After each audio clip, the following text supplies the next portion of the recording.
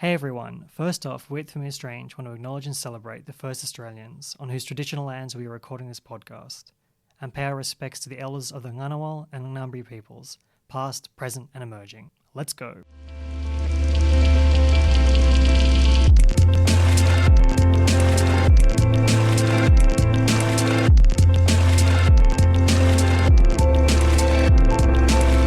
Hello and welcome to Familiar Strange, brought to you with support from the Australian Anthropological Society, the Australian National University's College of Asia and Pacific, and the College of Arts and Social Sciences, produced in collaboration with the American Anthropological Association, and coming to you from the Australian Centre for the Public Awareness of Science. I am your Familiar Stranger today, Simon Theobald, together with my Familiar Strangers, Dr. Julia Brown. Hello. Our newest Familiar Stranger, taking over the role of Ian Pollock, Kylie Wong Dolan. Hello. And Dr. Will Grant. Yeah, that's me. Hello.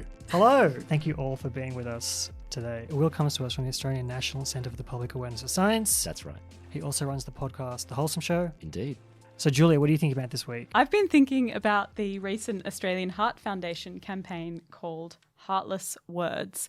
And I don't know if you guys have seen it. It's an advertisement on the television that has caused a little bit of a stir because it's a series of family situations where people who are dying from heart disease admit that they didn't care enough about their kids to prioritise their health, essentially. And there are little snippets of like a mother and child.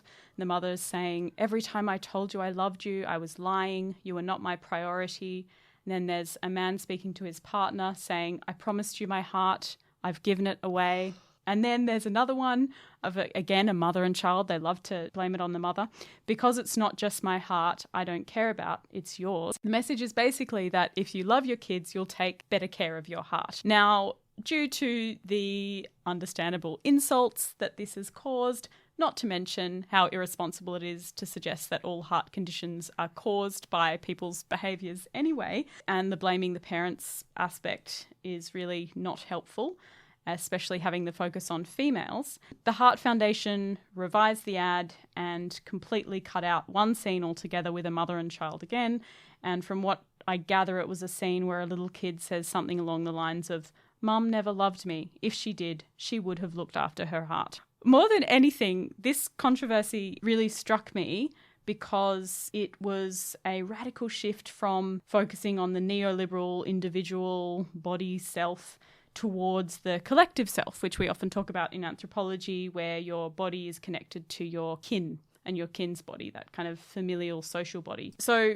I'm not agreeing with anything that happened in this ad, or that health conditions should ever be campaigned in this way.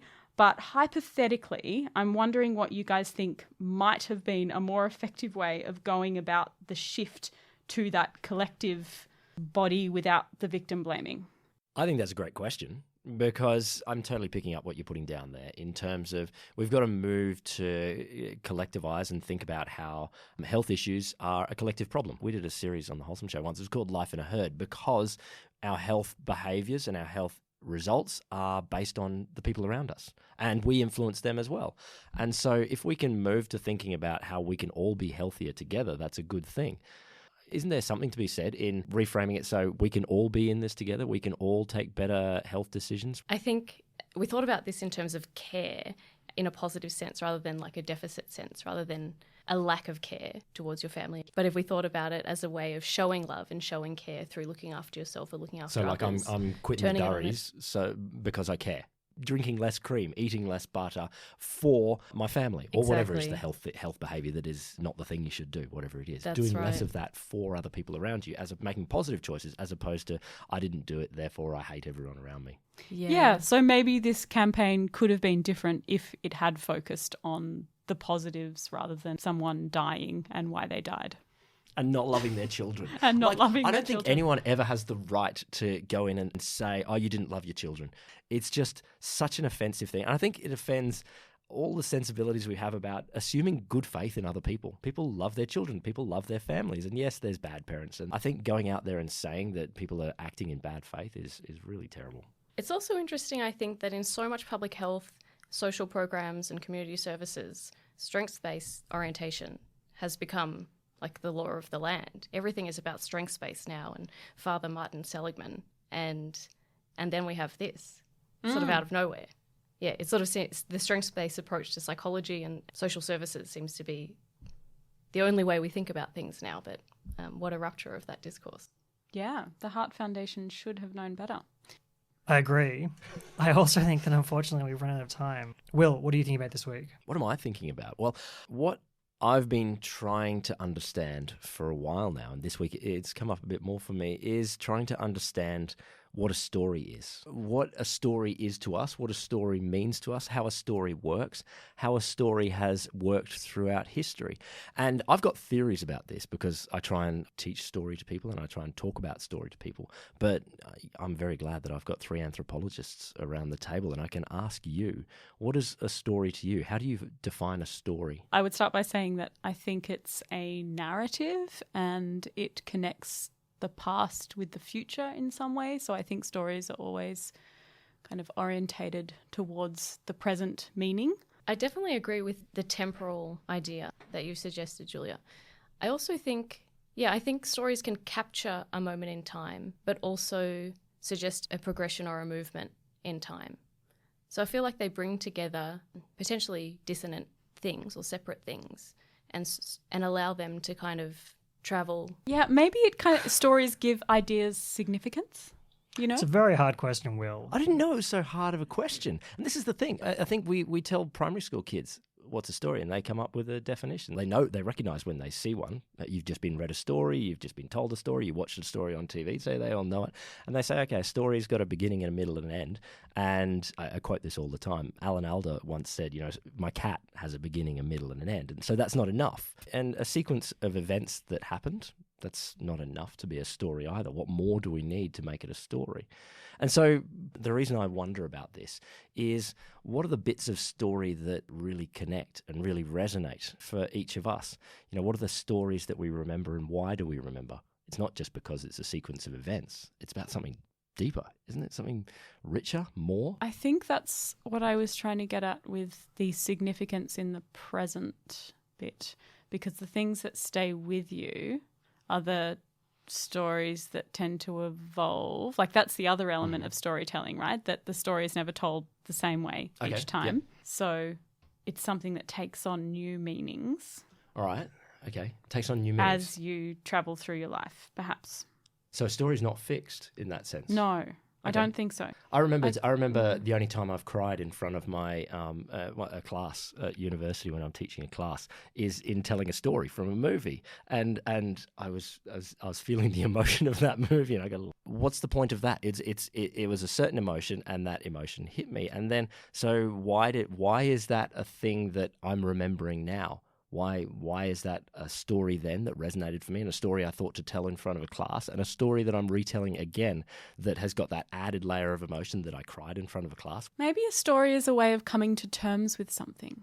Oh, okay, that's good. I like that. The fact that you 3 very intelligent people work with stories all the time. If I asked you what is oxygen, what is a microphone, what is anything, we can come to fairly clear definitional things, and we might have debates around the edges. But something that we sit down, and how many hours per day do we engage in story? How many hours of Netflix do you watch at night? 1 or 2 or 3? I don't know. How many stories do you read on the newspaper in the morning? We engage with stories so much. Why is it hard to articulate what it is? Maybe they're meant to do something, but do something different every time. Okay, do something. So for me, when you brought up stories, I thought that the most resonating stories that I've ever heard are moral tales. Yep. And I feel like... You mean fairy tales sort of thing, or... Fables. Fables, yeah. Yeah, Pinocchio, Yep. moral, the moral story of my childhood. Mm-hmm.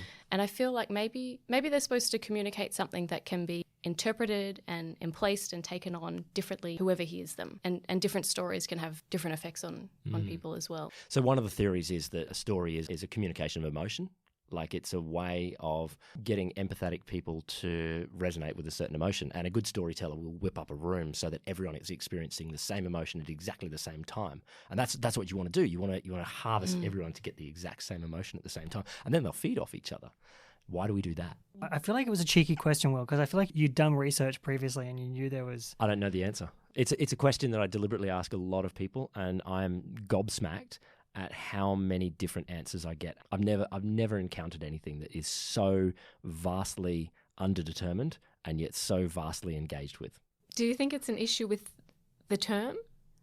Should we have different names for different kinds of stories so that we can grapple with them better? Maybe. There are theories about there being like a certain number. There are only X many actual stories. Right. Oh, I think that's true and not true. Yeah, I think they're all versions of stories in the same way as fractals. You know, a mathematical pattern that repeats whether you get bigger or smaller. It's the same pattern over and over again. I think stories are fractals in the sense that they continually repeat. In the same way as there's only so many ways of arranging the molecules in our body, that there are only so many possible humans. And it's far smaller than the number of atoms that are possible to fit into the universe.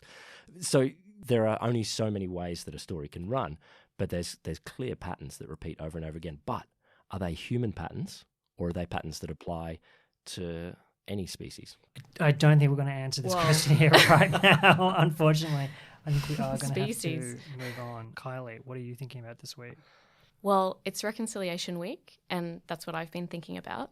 For anybody outside Australia, Reconciliation Week is a week that's held every year in Australia between the 27th of May and the 3rd of June. And it marks and celebrates the anniversary of the 1967 referendum and the momentous 1992 Mabo decision that overturned the myth of terra nullius, that held that Australian land belonged to no one before the arrival and occupation of British colonialists.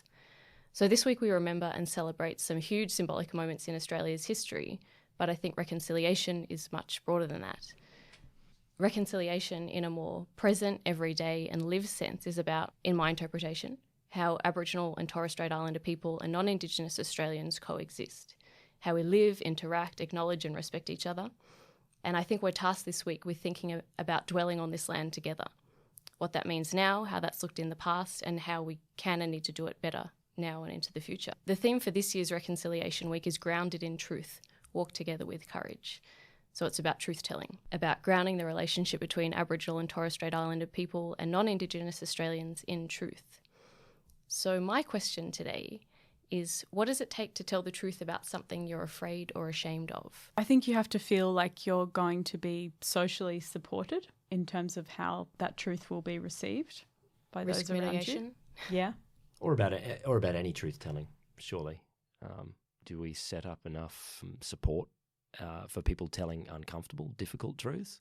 People accepting and saying they committed wrongs in the past? That's really compassionate, rather than blaming the person who has held on to enough. I like that perspective. I think compassion is necessary. But then when we think about Australia... I can't fully say this because, you know, from a settler family, we've come to Australia and people in my family probably committed a lot of wrongs in the past.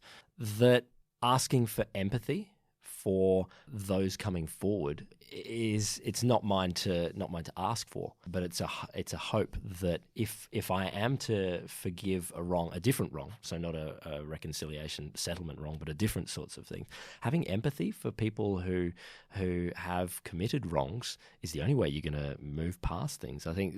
But then that's putting the onus on victims, which, you know, that's a big thing to ask. I like the way that you want to create a condition for that to feel more close and possible and appealing. To be honest, part of telling the truth, particularly if you're uncomfortable with what the truth is actually dwelling in this experience of being uncomfortable. I think that a lot of people are really uncomfortable with the idea of being uncomfortable. They don't like the idea that admitting to things will lead to these results. And I think that's something that, as a country, particularly Australia, you know, people like John Howard talked about this, like this black armband version of history. And in some ways it was this effort to abnegate that sense and to push this forward, this kind of idea of like a comfortable country, a country that was comfortable in dwelling in itself. But I think that in itself is problematic. And if we're going to be truthful and honest, we need to sit down and say, yeah, we do have this uncomfortable history. And the reality is that that all of us in some ways are beneficiaries of a system of extirpation and exploitation, and that doesn't necessarily mean that at the end of the day, the outcome of reconciliation is that everyone's going to feel comfortable and happy all the time, that people will continue to feel uncomfortable, and that being uncomfortable, that sense of a lack of stability is an okay thing to dwell in. Yeah, I wonder if we were able to find ways to somehow connect the traumas that have resulted from the situation in Australia. If we could connect other kinds of difficult truths that non-Indigenous Australians face. So I'm not sure how we do that, but I feel like the way to open up a space in which people can talk about really uncomfortable things and to sit in that discomfort, you've got to create a space where everyone feels personally connected. You spoke before, Julia, when I asked you about story, and you said it was a coming to terms with things. And I wanted to pull more on that because what does that mean in terms of Australia's reconciliation story, to come to terms with what has happened? Is it being comfortable, or is it being continually discomforted? Is it accepting our discomfort together? Can't we be happy together? I don't know. What is the coming to terms with in our reconciliation story in Australia? Well, I think the coming to terms reflects the fact that it's unfinished. You know, it hasn't been resolved yet. Yep. And that reconciliation, in some senses, in Australia will never be resolved. It's an ongoing project. Yeah. Like there's no end point in this colonial encounter. We've got to sit in that coming to terms phase, but I guess get to the point where we can wear it a little bit. I think what you said, Simon, about discomfort is very real. I think it might take losing comfort or sacrificing a level of comfort for the sake of somebody else to maybe come to terms together. But I think what we're lacking often in this conversation is what things might look like in the future, and how I think we fail to look beyond the present when we think about looking at the past. And I think considering a future of discomfort is maybe not something we're willing or able to bear. Like you say, we should wear it.